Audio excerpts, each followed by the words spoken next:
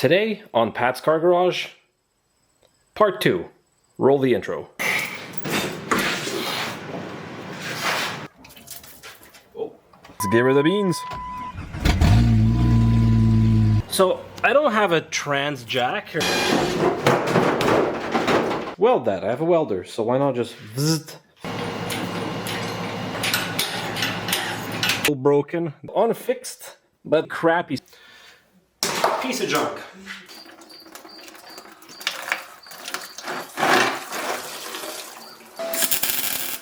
So not everything is worth filming when restoring a car. A couple of boring things do take place not while I film, so in the interest of documenting everything that I've done to this car, let me go over all of those things real quick. All the boring stuff I did off camera. So, of course, tune up, put a new sparkulation system, so spark plug wires, cap, rotor, just to make sure all that runs well. Super boring, super easy. I drilled a coolant level sensor in the coolant tank and I glued one down because I actually had the wrong size hole saw, but a little bit of glue can fix that, no problem. On the inside, a couple of things. First of all, I fixed all the overhead lights, so they now work, and they're replaced with LEDs for that tasty efficiency and power savings, which nobody cares about. In the back, of course, the bumper's mounted, the shocks on the tailgate are replaced. Don't mind the table leaning on the back of the car. Light bulbs that were out are now fixed. And over on this door, if you remember, well, first of all, I replaced the door panel with one that I had on the other Jeep, because this one is in much nicer shape, apart from this little missing chunk right here, but at least the whole armrest here is nice. But if you remember, my interior door handle was broken. It is now fixed and working correctly. This lock motor didn't work on this door, so that's also replaced from the other Jeep. So now all the door locks work.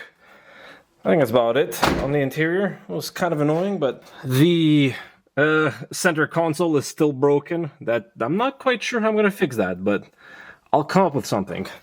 This here is still unfixed, but in the future, that's not super important right now. I swapped the tank with the new tank because it has also a port for the sensor for the washer fluid, and that's about it. In this video, I will basically do a whole lot of maintenance on everything related to the engine accessories. I will also need to replace the radiator since it is leaking.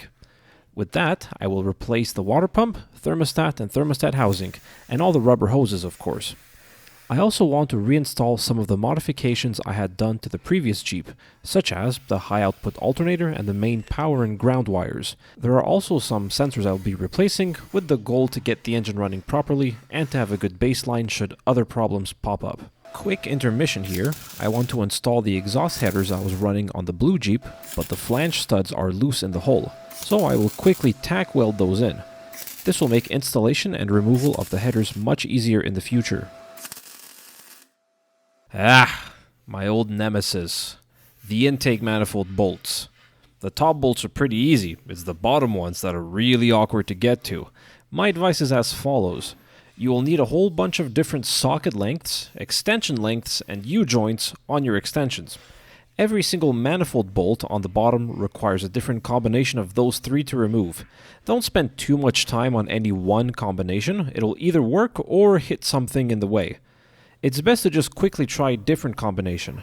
Once you have the right one, they are easy to remove. It just requires a lot of patience. Exhaust manifold is easy, just the one bolt in the middle, 2 nuts on either side, and the 2 nuts on the flange. The engine mounts that were on here already were showing cracks in the rubber.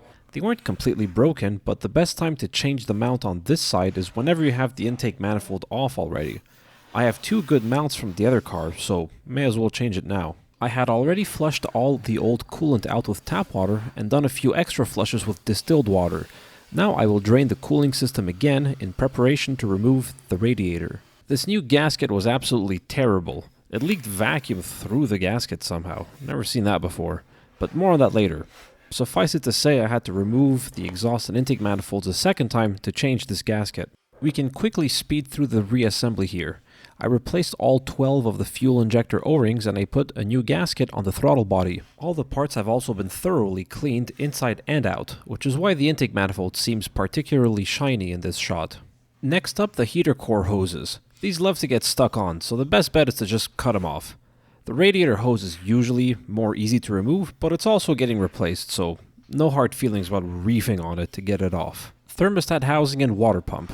Those are easy enough to remove, but you have to keep a couple of things in mind. A new water pump will not come with the heater core inlet. It needs to be purchased separately. You also need to spend a really long time scraping all the old gasket material off the engine. If you don't, you will likely have leaks. Quick detour to replace the valve cover gasket. On earlier Jeeps with a cast valve cover, it's easier to remove the cover if the thermostat housing is off. This is not an issue on engines with a stamped valve cover, which is the case here. I am replacing the old gasket with a Felpro branded gasket. I spent some time cleaning the mating surfaces to avoid any leaks. Now it's time to reinstall the water pump, thermostat, and thermostat housing. I opted not to use the included gaskets, and instead I used Felpro branded gaskets here as well. You do have to spray these gaskets with a tacky gasket making spray to help them seal properly. The new heater core hoses are cut to fit. I bought a spring clamp kit so that I could replace any worm clamps with spring clamps. You can't buy kits for the larger clamps that go on the radiator hoses, but I had a full set of those on this Jeep.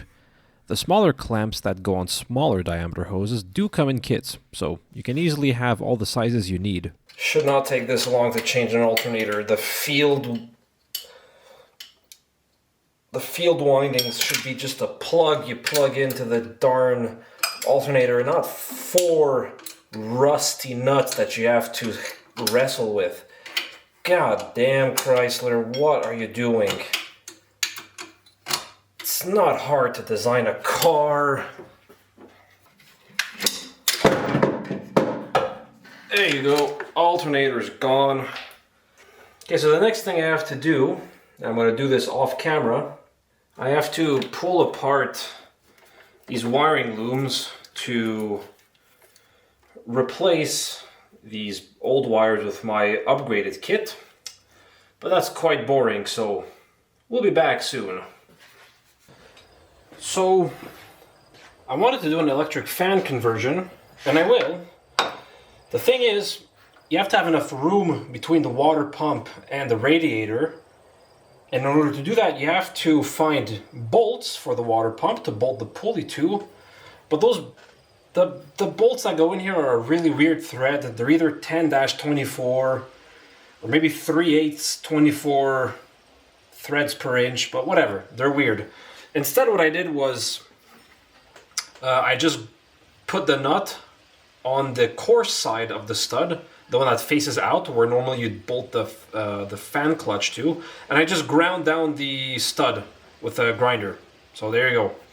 You make some custom bolts that way.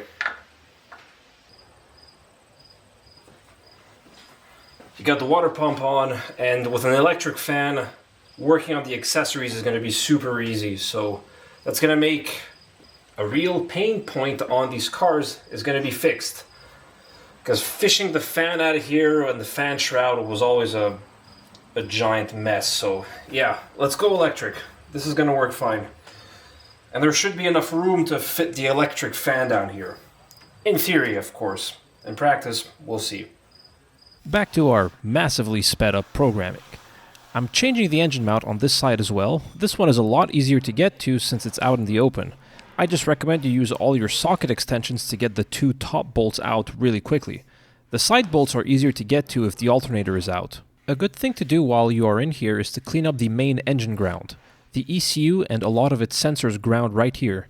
If this ground is poor, it can cause a lot of weird running issues. Okay, that's the ground. Now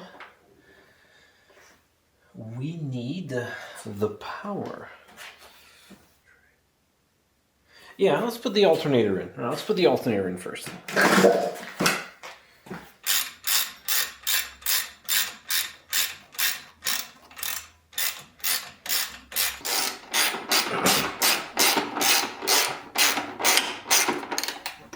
One modification I recommend for anyone is to upgrade the alternator and the main power and ground wires.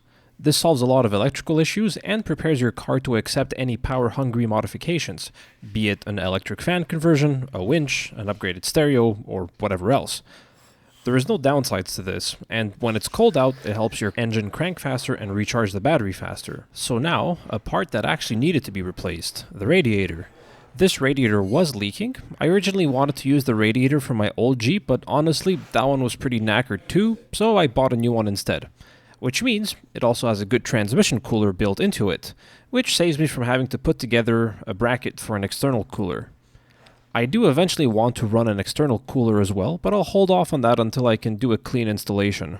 I'm not going to use green coolant, instead I'm going to use Xerox G05. Since I also use that in my Mercedes, it means I don't need to inventory two different coolant types at my garage.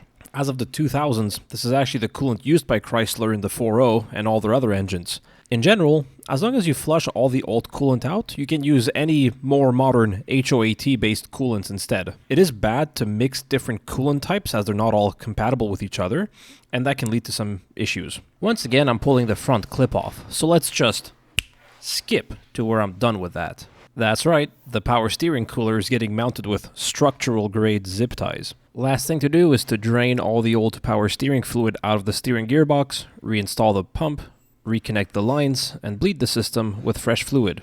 The newer style of manual belt tensioner is much better than the old style.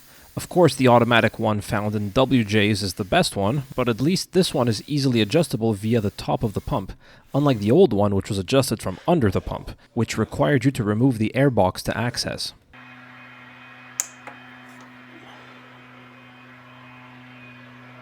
Alright, at just a little under 160, so give it a couple more turns. That should be good. Let's see where that puts us.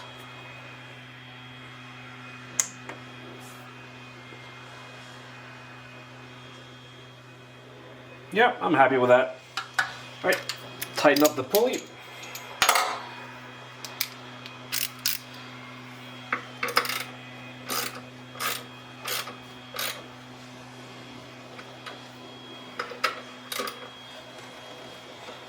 And we're done.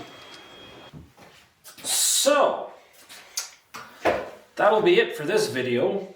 It's a shame I wanted to do a startup and how it sounds with the exhaust in this video, but unfortunately, exhaust systems for the ZJ are hard to find. They have to be made to order. So I did order one, but it's going to take another month to get here. So I figured probably have enough footage for a video. Don't need to wait a whole other month just for that. So that will be the next video. However, off camera, after I reassembled everything, I discovered the engine had a massive vacuum leak. So I had to buy a smoke machine, and I found it. And honestly, I never would have guessed without the smoke machine. So I'm glad that I did buy it, but it was this here. A piece of crap intake manifold gasket. Well, intake and exhaust manifold gasket. So this one's from Felpro, and it's made from this paper-like material, which just seems very dodgy. And you know what? It was, because as soon as I put the smoke machine into the intake manifold, smoke started pouring out from between the cylinder head and the intake manifold. So I bought a Mallet gasket instead. I started the engine up again. Now the idle is perfect. It starts up at 1200 RPM, falls down to 1000. After it warms up, it's down to 750, which is what you'd expect for these engines. So yeah. Normally, I would highly recommend Felpro gaskets. I use them for the valve cover. I bought one for the oil pan. I have the thermostat housing, the water pump gasket. All that's Felpro. I never had any issues. I use them in the past, but intake manifold, piece of junk. So, unfortunately, this is where this video ends. It's a shame. It would have been cool to hear it with the exhaust, but you're going to have to wait. And so will I, as it turns out. So, I'm just going to have to end this video rather abruptly.